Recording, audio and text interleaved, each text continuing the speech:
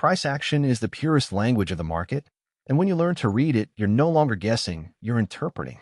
Every candle, every wick, every level tells a story of buyers and sellers battling for control. A long wick rejecting a level shows rejection. Consecutive higher highs and higher lows show strength. Consolidation shows indecision.